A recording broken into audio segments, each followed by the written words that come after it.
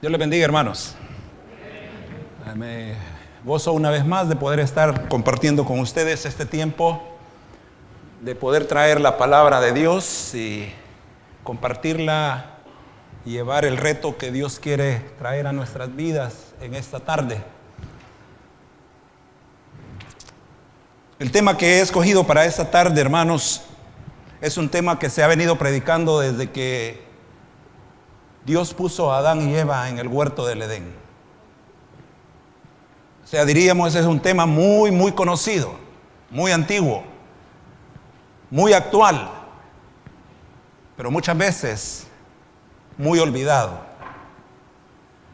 Y es por eso que Dios puso en mi corazón que pudiéramos recapacitar en esta tarde sobre este hermoso tema. No es solo oír, sino oír y obedecer.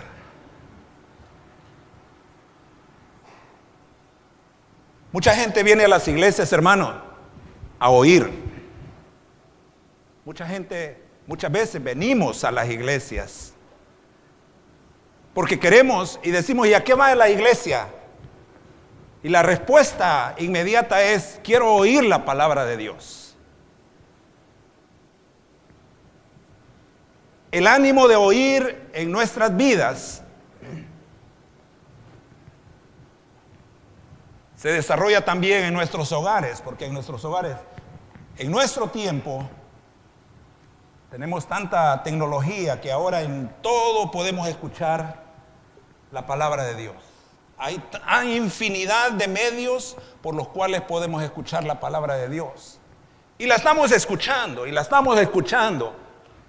nos gusta lo que dice el predicador, y nos gustan los chistes que tiene el predicador, ¿verdad? Y estamos escuchando y oímos. Pero muchas veces nos volvemos, como dice Santiago, somos oidores, pero no hacedores. Y esa es la clave para esta tarde, hermanos. Mi idea en esta tarde es que compartamos este tiempo y que saquemos el mayor provecho para nuestras vidas de la palabra de Dios. Hemos leído ya el pasaje en el cual vamos a estar oyendo la palabra de Dios. Ahora pregunto, ¿cuántos vinieron a escuchar la palabra de Dios? A eso venimos a la iglesia, a escuchar la palabra de Dios. Pero ¿qué pasa cuando vamos y salimos de la iglesia?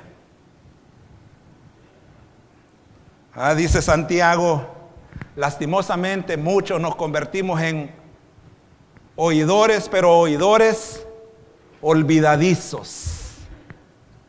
Nos convertimos como la vez que en el momento que nos vemos en el espejo y vemos que sí, lucimos bien, pero de repente alguien le dice, mira, andas algo. No, yo no me vi así. Pero realmente sí anda ese algo ahí y no lo vio, o quizás lo vio, pero se le olvidó. Entonces nos volvemos olvidadizos.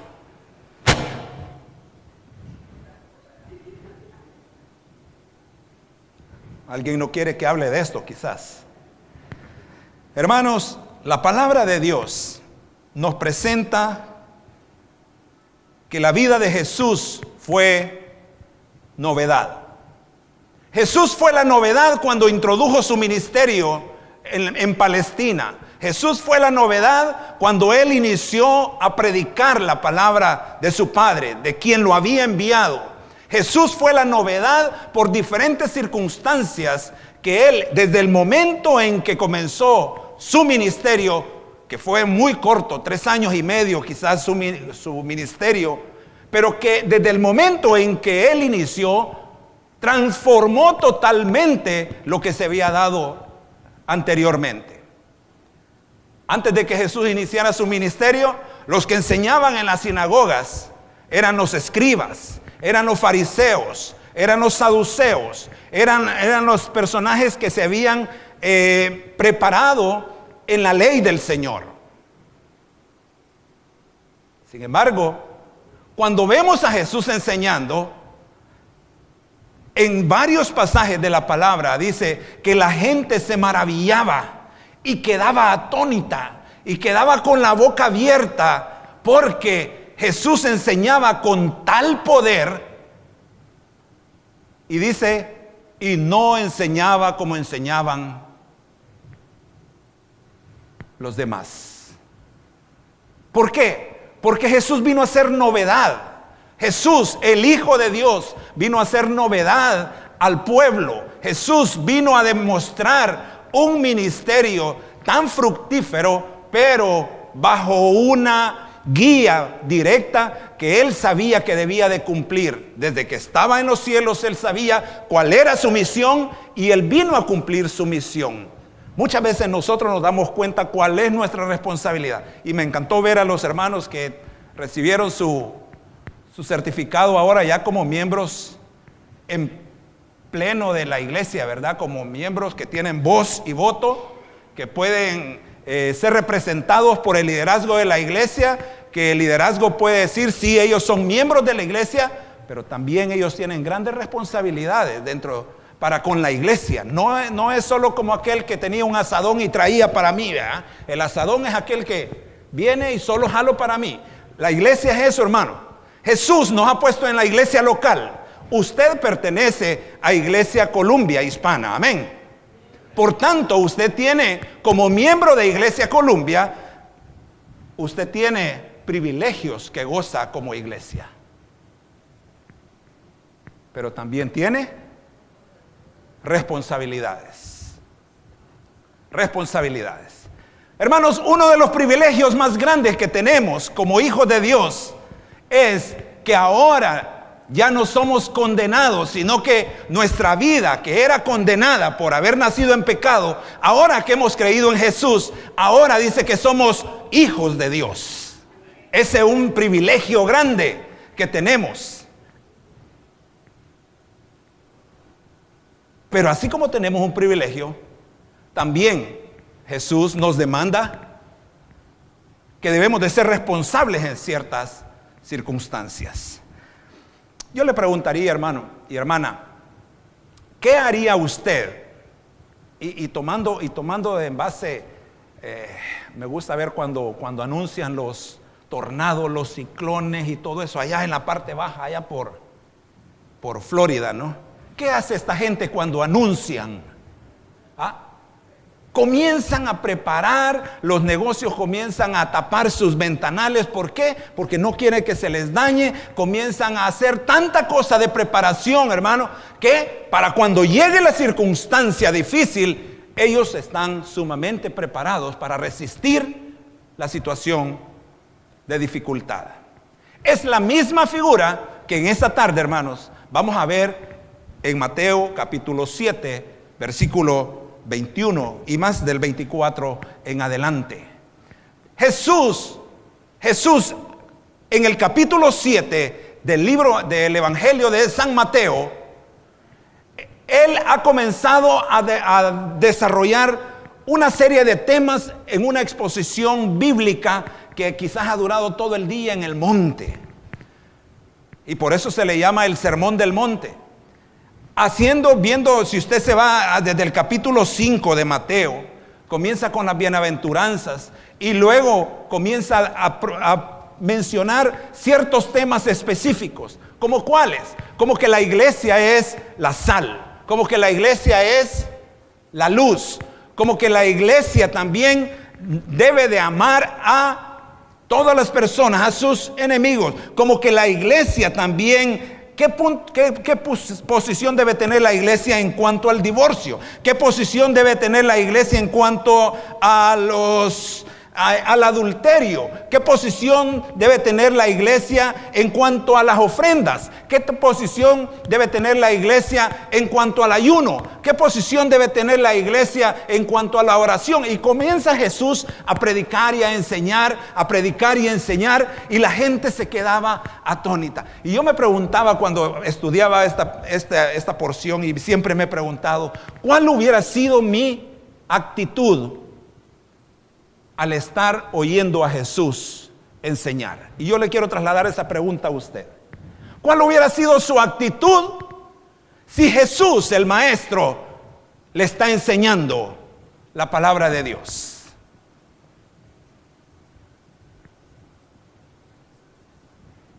Muchos temas desarrolló. Y la gente, me imagino que se quedaba, queremos más, danos más palabra. Queremos oír más palabras. Es que tú nos enseñas de tal forma, no como los otros, porque los otros quieren que nosotros hagamos, pero tú nos dices diferentes las formas. Y Jesús en un determinado momento va contra aquellos que enseñaban mal y les dice: ustedes enseñan mal, ni cumplen, ni dejan que con los demás quieran cumplir. Jesús entonces es un hombre que transformó la situación de enseñanza. Jesús era la novedad en ese momento. Jesús enseñó de tal forma que todo el pueblo, hermanos, quizás se preguntaba: ¿este trae un nuevo mensaje? Sí, traía un nuevo mensaje, pero venía reforzado con el mensaje que había comenzado a dar desde Génesis capítulo 1. ¿Cuál fue? Mire lo que dice Mateo 7:21. Abra su Biblia, por favor. Abra su Biblia y dice la palabra del Señor. 7:21. No todo el que me dice Señor, Señor, entrará en el reino de los cielos, sino, ¿quién, hermanos? El que hace. Y ahí está la clave. No es solamente oír. El pueblo había escuchado todo el día las enseñanzas y el pueblo estaba feliz que el maestro les enseñara, pero ahora viene Jesús y les dice: ok, ahora viene su responsabilidad. Ya escucharon, ya oyeron el mensaje, ahora esta es su responsabilidad. Tienen que hacer la voluntad de mi Padre que me envió a la tierra. ¿Qué significa eso, hermano? ¿Qué significa hacer la voluntad de Dios? La voluntad del Padre. Y en este versículo, hermano, Jesús estaba haciendo alusión a todo el fracaso que el pueblo de Dios había tenido en el Antiguo Testamento. Ustedes que son muy conocedores de la Biblia, muy bíblicos, muy teólogos, conocerán cómo el pueblo de Dios, conociendo al verdadero Dios, cómo el pueblo de Dios, viendo las maravillas del verdadero Dios a través del desierto, llevándolos por diferentes circunstancias, y Dios mostrando su mano que Él era el verdadero Dios, el pueblo se olvidaba completamente del Señor. El pueblo hacía lo que el Señor no decía que debía de hacer, y el pueblo hacía lo que ellos querían hacer. En un momento me da risa cuando se da lo del becerro de oro. ¿Se recuerdan la situación del becerro de oro? Dios ya les había dicho: no te harás imagen ni semejanza de dioses. Vinieron y Moisés se va al monte y no vuelve Moisés, y el pueblo comienza a presionar a Aarón, el sacerdote Aarón, y le dice: haznos dioses, haznos dioses. Moisés ya no vino, haznos dioses. Y dice Aarón: tráigame todo el oro que tengan. Y dice que echó el oro, lo cocieron el oro y hicieron un becerro de fundición. Pero cuando Moisés confronta a Aarón, le dice: Aarón, ¿qué pasó? ¿Por qué hiciste esto? Momentito, Moisés. La actitud de Aarón, fíjese bien, le dice: ellos me presionaron. Ellos me dijeron que querían dioses. Ellos me trajeron el oro y el oro se puso a fundir y ahí salió un becerro. Cuando la palabra de Dios dice que quien hizo el becerro fue Aarón mismo. Muchas veces, hermanos, no nos hacemos cargo de las responsabilidades que nosotros tenemos en la iglesia. Aarón dijo: eso no es mi responsabilidad. pero sí era la responsabilidad de él. En este momento, Jesús está recordando todo el fracaso del pueblo de Israel. El pueblo de Israel olvidó, el pueblo de Israel fue cobarde, el pueblo de Israel fue, llámelo como quiera. ¿Por qué? Porque no obedeció a la voz de Dios. En este momento Jesús les dice: ya les he enseñado sobre 18 temas que se mencionan en el Sermón del Monte. 3 capítulos completos que Jesús ha enseñado. Ya les he enseñado mucho, les dice Jesús. Ahora tengo que decirles: tienen que hacer la voluntad de mi Padre. Tienen que hacer la voluntad de Dios. ¿Qué es hacer la voluntad de Dios, hermanos? ¿Qué es hacer la voluntad de Dios? Mire, podemos mencionar muchas cosas, pero muchas veces nos volvemos como el pueblo de Dios, que sabemos qué es lo que debemos de hacer, pero, dígalo fuerte, hermano, no lo hacemos. No lo hacemos. Sabemos qué es lo que tenemos que hacer, no lo hacemos. Sabemos qué es lo que no tenemos que hacer y eso lo hacemos. Ay, como diría, quizás muchos de los que estamos aquí diríamos como la palabra que, ay Señor, qué dura es tu palabra, ¿verdad? Pero es que la carne es débil también. ¿Sabe qué? ¿Cuántos oyeron mencionar a un hombre famoso que se llamó Albert Einstein? ¿No muchos? Yo creo que sí, ¿verdad? Yo creo que sí. A Albert Einstein en determinado momento se le catalogó como loco, ¿no es cierto? Que era un científico loco. Y mucha gente cuando lo veía, allá viene loco, allá ve este loco, este hombre es loco. Y yo no sé si usted alguna vez ha dicho de alguno de los líderes de la iglesia: este está loco. Yo no sé si usted lo ha dicho, pero a Albert Einstein así lo catalogaban, como el científico loco. Y un día le preguntaron: señor Einstein, ¿nos podría decir qué es para usted locura?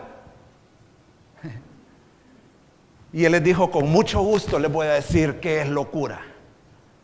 Locura es hacer lo mismo todos los días y esperar resultados diferentes. Fíjense que hacer lo mismo todos los días y esperar resultados diferentes. Trayéndolo y espiritualizándolo nosotros como iglesia, hermano, porque nosotros somos buenos para espiritualizar las situaciones de la vida, diríamos: locura es entonces oír la palabra de Dios,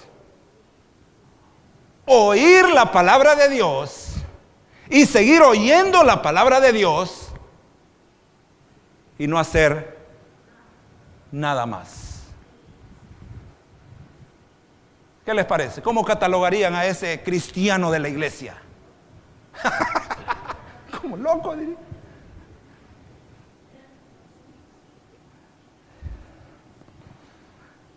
No es solo oír, dice Jesús, no es todo el que me diga Señor, Señor, sino que es el que hace la voluntad de mi Padre. Sino el que trata de cumplir la palabra del Señor. El que está siendo guiado por la santa palabra de Dios. Y ahí, hermano, nos cuesta a todos. Nosotros conocemos la palabra de Dios. Yo estoy seguro que si comenzamos a hablar de historias, de textos, de memoria, yo creo que pasamos, como decía el hermano Marcos, pasamos, así como podemos pasar cantando mucho tiempo en la noche, una vigilia completa, así podríamos pasar mencionando textos de memoria, historias bíblicas, porque sí las conocemos, pero muchas veces esas historias solamente están ahí guardadas y no las utilizamos para el bienestar. Jesús, en este momento, Jesús le está diciendo, iglesia, en ese momento le dice, pueblo, no solamente oigan, busquen hacer la voluntad del Padre.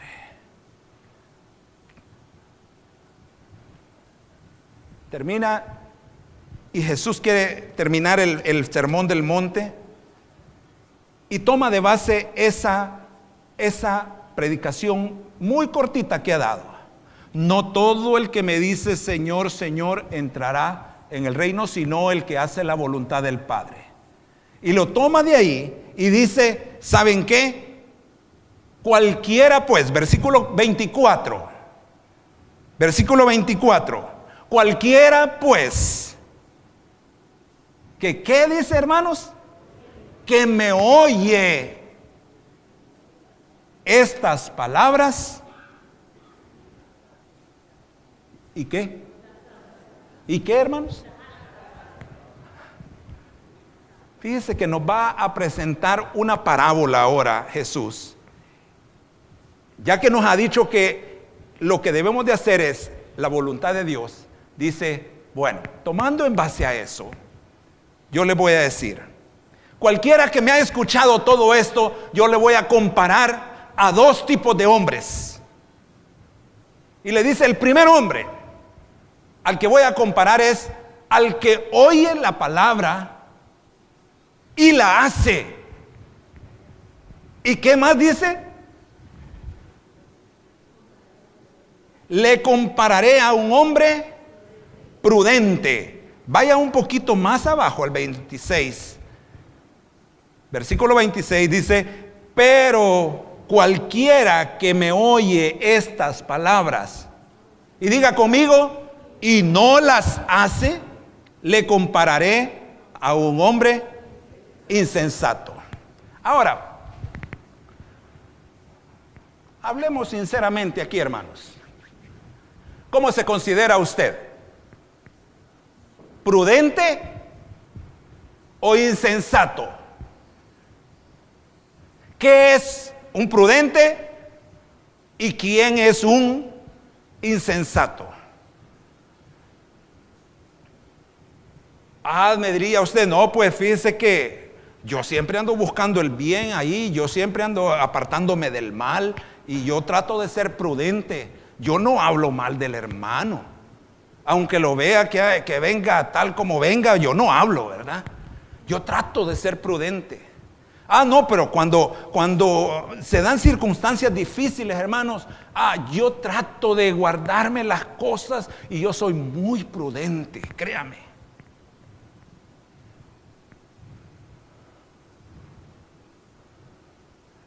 Puede ser, hermano, que humanamente en la vida normal nos comportemos como hombres y mujeres muy prudentes. Pero en este pasaje, Jesús no está hablando de la vida humana, sino está hablando de la vida espiritual. Y es ahí donde Jesús le dice, aquel que hace la voluntad de Dios, aquel que oye las palabras, le voy a comparar espiritualmente a un hombre prudente.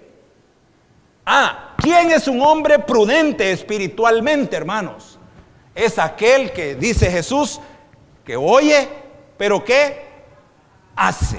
Y me encanta que, yo no sé, ustedes, hay un coro, Manuel Bonilla. ¿Han escuchado a Manuel Bonilla? Él compuso un coro para niños en base a este pasaje. Y él lo comenzaba a cantar y él decía, un hombre prudente su casa edificó y sobre la roca fuerte la dejó. Y sobre la roca, ¿cómo? Fuerte la dejó. Y vino una gran tempestad. Y dice, llovía y llovía, corrían las aguas, llovía y llovía. ¿Y qué? y corrían las aguas. Llovía y corrían las aguas. Pero dice Manuel Bonilla en su canto lo que dice la palabra: y la casa en la roca se quedó. Pero después dice: un hombre imprudente su casa edificó y sobre la arena floja la dejó. Uy, qué feo se oyó esto, ¿verdad? Sobre la arena tambaleante la dejó y vino una gran tempestad. Y nuevamente dice: llovía y llovía, corrían las aguas. Llovía y llovía, corrían las aguas. Y la casa en la arena le hizo plocosh. Un hombre prudente, un hombre imprudente, Jesús lo está comparando, hermano, espiritualmente a aquel que hace la voluntad de Dios, a aquel que busca agradar a Dios, a aquel que conoce la palabra del Señor y trata de ponerla en práctica, a aquel que escucha, obedece y antes de obedecer quizás se pone a pensar y dice: esto hay que hacerlo. Un hombre prudente.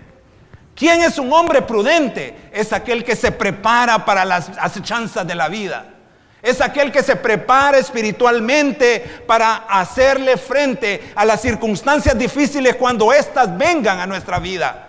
Cuando el pueblo de Israel salió de Egipto, ellos no se imaginaban qué iban a pasar en el desierto. Pero en el desierto, ¿qué les pasó? Tuvieron hambre, tuvieron sed, sintieron frío, se aburrieron de comer maná, pidieron carne, tuvieron que pasar el río, no era río, el mar Rojo.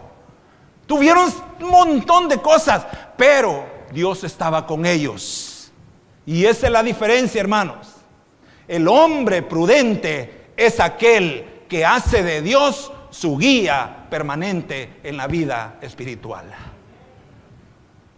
Me encanta pensar en José en el Antiguo Testamento. Dice que mas Jehová estaba con José, porque José siempre buscaba agradar a Dios. Yo le pregunto ahora a usted, hermano y hermana, ¿qué circunstancias difíciles usted quizás ha pasado o está pasando? ¿Y cuál ha sido su reacción? ¿Qué circunstancias tremendamente difíciles usted ha pasado, ya sea en la iglesia, ya sea en su trabajo, ya sea en la universidad, ya sea con una vecina, ya sea con quien sea, la dificultad que haya tenido? ¿Cuál ha sido su reacción? ¿Ha actuado prudentemente o ha actuado imprudente? Y déjeme decirle, esta es una palabra que en la traducción original, hermanos, no quisieron poner la palabra fuerte que es, porque en el original, imprudente, dice tonto. Es la misma palabra, es la misma raíz para necio. Entonces, cuando Dios nos llama y nos pone en la encrucijada y nos dice: ¿dónde están ustedes? ¿Quiénes son ustedes? ¿Cómo están actuando ustedes en base a la palabra de Dios?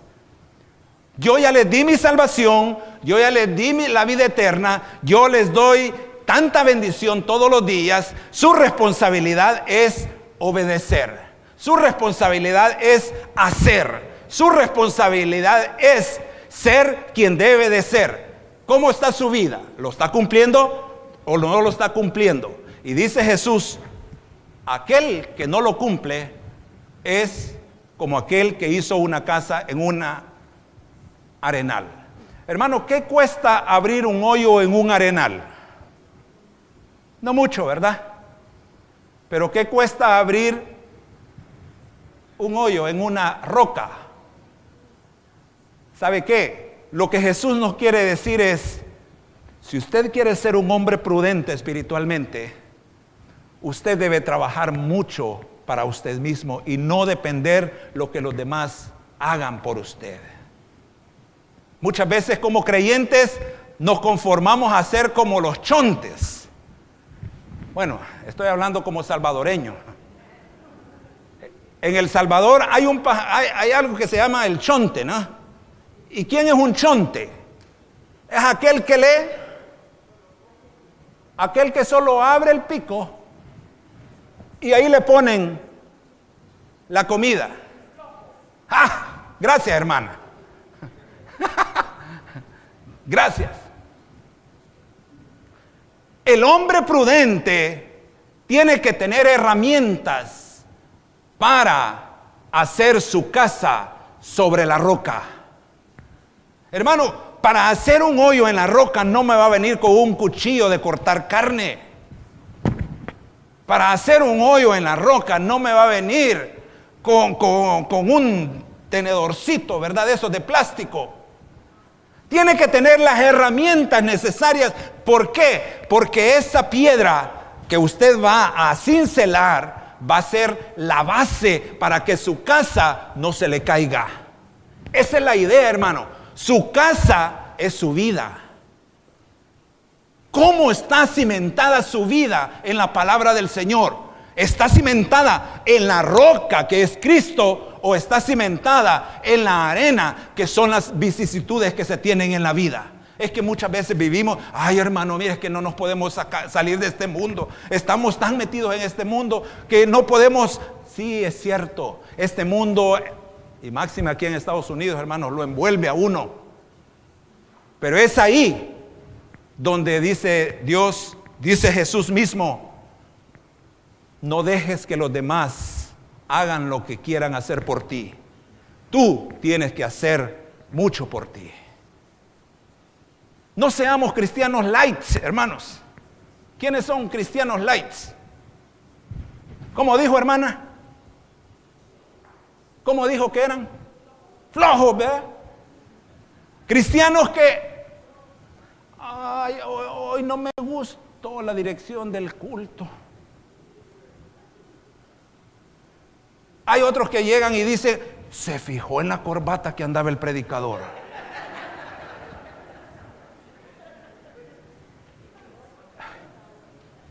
¿A qué ha venido?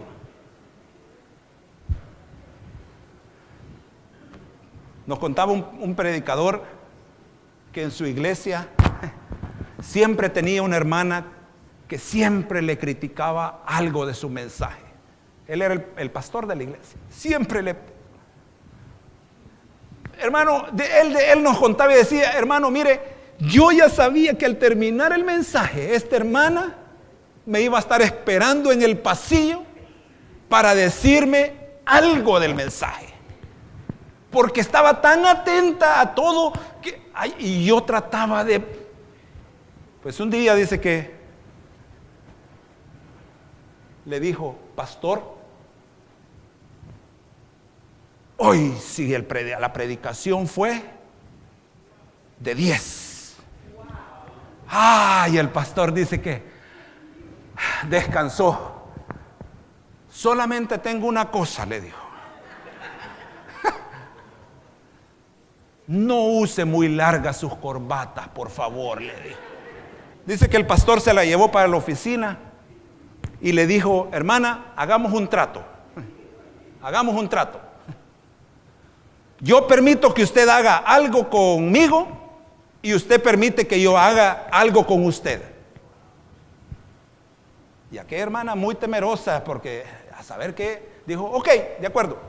Le dice, aquí están unas tijeras. Y agarró unas tijeras el pastor y le dijo, córteme la corbata al nivel que a usted le gusta.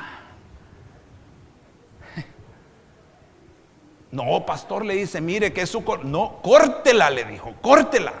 Porque yo lo que quiero es que usted esté agradada. Yo lo que quiero es que usted se sienta bien. Y dice que la hermana agarró la tijera y... No fue esta, ¿verdad? Y ¡pum! Se la cortó. Le cortó. Y le dice, ok. Y el pastor se puso de pie y le dice, ¿está contenta ahora? Ah, pues yo creo que sí, pastor, así se ve mejor. Le dice, ahora me toca a mí. Présteme la tijera. Y le pidió la tijera. Y le dijo, ¿sabe que hay algo que a mí no me gusta de usted? Así es que, como usted me dio permiso de hacerlo, yo lo voy a hacer. Saque su lengua, por favor. Y yo la voy a cortar al nivel que yo quiera. Santo remedio, hermano. Santo remedio. Mire, habemos cristianos, hermanos, que en lo que menos nos fijamos, a lo que menos venimos, es a alabar al Señor al templo. Hoy en la mañana nos decían en la escuela dominical, el maestro nos preguntaba y nos decía, en mi iglesia por supuesto, nosotros tenemos escuela dominical temprano, y nos decía, ¿qué piensa usted cuando usted dice voy al culto? ¿A qué va? ¿Qué piensa usted cuando dice quiero tener un tiempo de alabanza y adoración a Dios? ¿Qué va a hacer? Yo le pregunto a usted, hermano, ¿qué piensa usted cuando se comienza a preparar en su casa y va a venir a la casa de Dios? ¿A qué viene? Jesús dice, el imprudente es el que viene a hacer lo que él quiere, pero el hombre prudente es el que viene con la convicción de venir a alabar a aquel que se merece toda la honra y toda la gloria en todo tiempo, para la gloria de Él. ¿Dónde está usted, hermano? ¿Dónde está usted? ¿Qué debemos de hacer entonces? ¿Usted es cristiano? Usted ya tiene un paso fuerte porque tiene el Espíritu Santo. Ahora, quizás usted solamente se le ha olvidado lo que debe de hacer. Y para eso hemos tomado este tiempo para decirle que lo que usted y yo tenemos que hacer es hacer lo que la Biblia manda.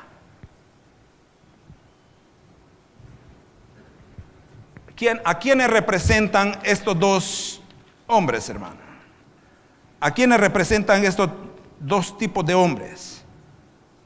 Sencillamente lo representa a usted y me representa a mí. Porque muchas veces queremos lo más fácil. Muchas veces queremos lo rápido. Muchas veces queremos lo factible. Muchas veces, mire, Dios dice, ¿sabe qué? Lo rápido muchas veces no sirve. Hay que trabajar fuerte para poner un buen fundamento.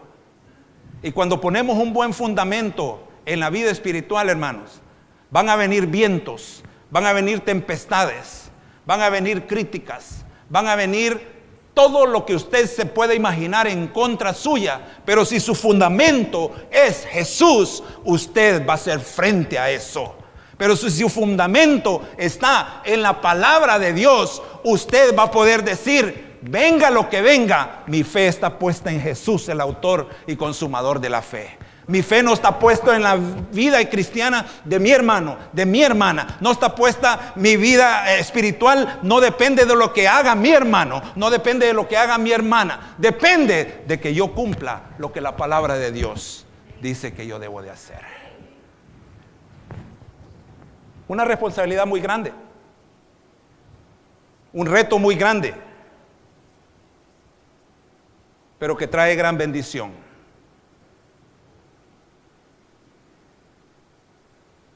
Hay un himno muy tradicional, aquí lo han cantado, yo lo he oído alguna vez. Cristo guarda siempre, dice, puedo en Él confiar.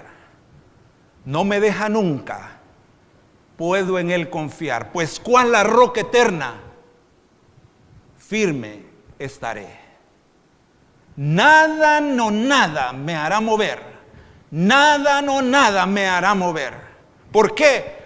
Porque yo estoy parado en la roca que es Cristo mi Señor. Querido amigo, si hay amigos entre nosotros, yo le quiero decir a usted Usted no va a ser fuerte por usted mismo. Usted necesita la base que es Jesús en su corazón. Nadie puede ser fuerte espiritualmente si el Espíritu Santo no vive en su vida. Pero aquellos que ya tenemos el Espíritu Santo, hermano, nos debilitamos cuando olvidamos las palabras del Señor. Y nos fortalecemos cuando hacemos lo que Dios quiere que hagamos. ¿Cómo le gusta estar? ¿Debilucho o fuerte? ¿Cómo se considera ahora que ya hemos visto? ¿Prudente o imprudente? ¿Cómo ha actuado hasta ahora? ¿Prudente o imprudente? ¿Cuál ha sido su responsabilidad? La responsabilidad es la misma: obedecer, obedecer, obedecer, hacer. Y esa es la clave, hermano. Hacer y obedecer me llevan a la bendición en el Señor. Yo quiero terminar con estas palabras.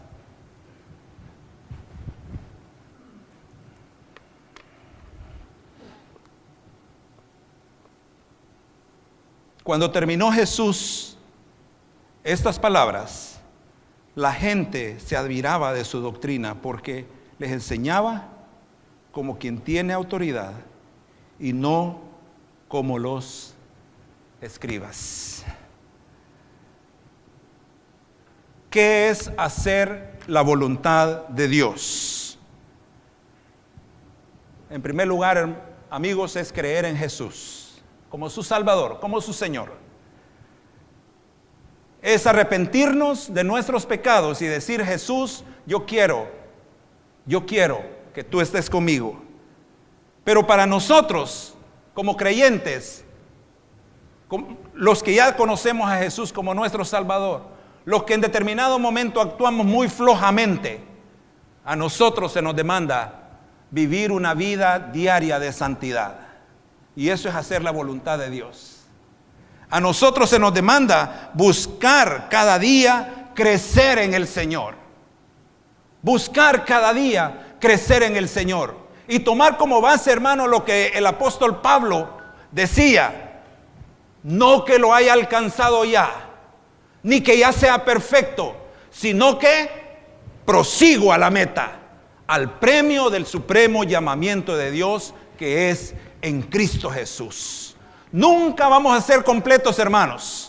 Siempre va a haber opción de aprender, siempre va a haber opción de crecer, siempre va a haber opción de obedecer, pero eso depende de usted. Dígale al que tiene ahí a la par: es opción obedecer. Dígale: es opción obedecer. Dios no lo va a obligar, pero sí le dice: si obedeces, serás bendecido. Y si desobedeces, pues tendrás tu castigo. ¿Qué le gusta más? ¿Ser castigado o ser recompensado? Entonces, hermanos, si queremos ser recompensados, olvidémonos de ser creyentes espirituales imprudentes, flojos. Olvidémonos, echemos a la basura, como Pablo dijo, tirando a la basura todo para seguir a Cristo. Volvámonos hombres prudentes, que cumplamos el propósito que Dios tiene para nosotros. Usted, al estar en este templo, en esta congregación, usted tiene una responsabilidad, hermano. Y eso es cumplirla, y debe de conocerla, y debe de investigarla, y debe de ir a la palabra. ¿Y cuál es mi responsabilidad? Hay muchas que cumplir, pero yo solo le digo: busque la dirección del Señor. No dependa de los demás. Es bonito que le enseñen, sí, búsquelo también, pero también, hermano, tenga las herramientas necesarias. Busque las herramientas necesarias para hacer frente a las circunstancias difíciles de la vida cuando le lleguen a su vida.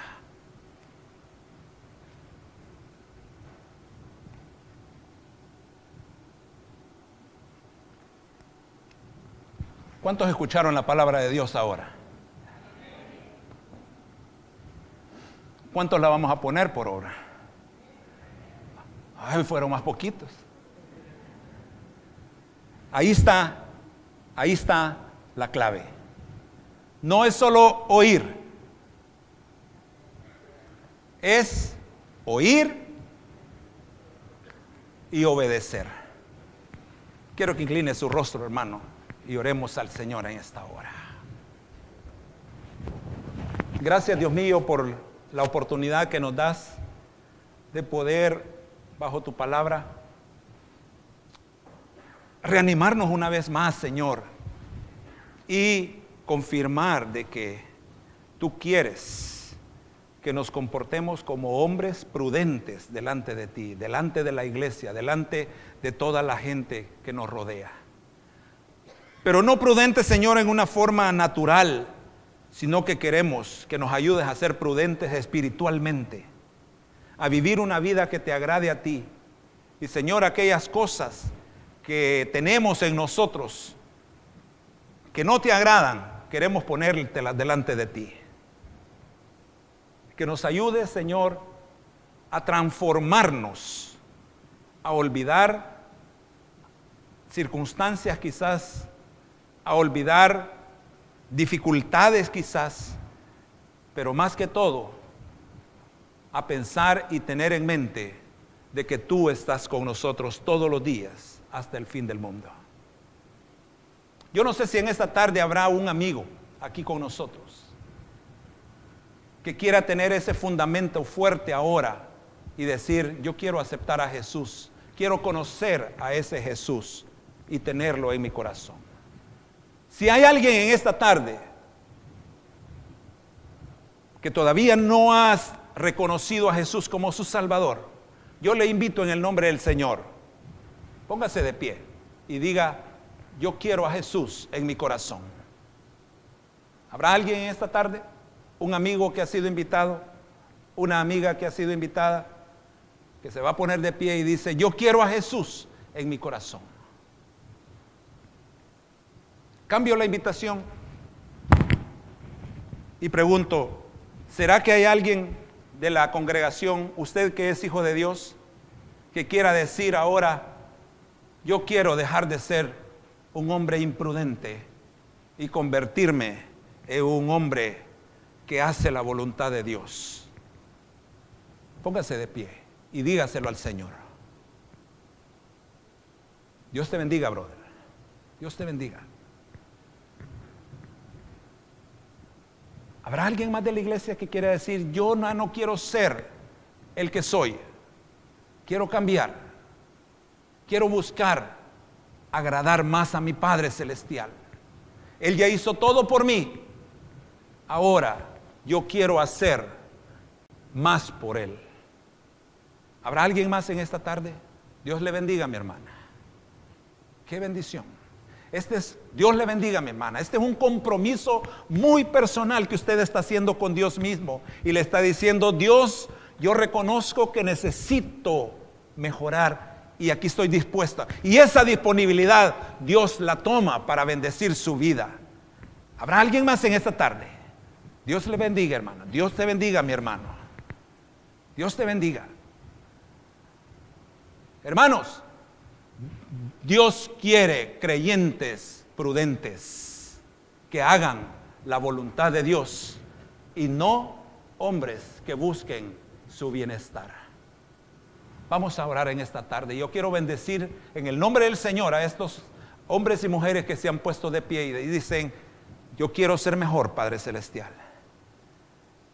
Dios, toma sus vidas, por favor, y bendícelas, transfórmalas.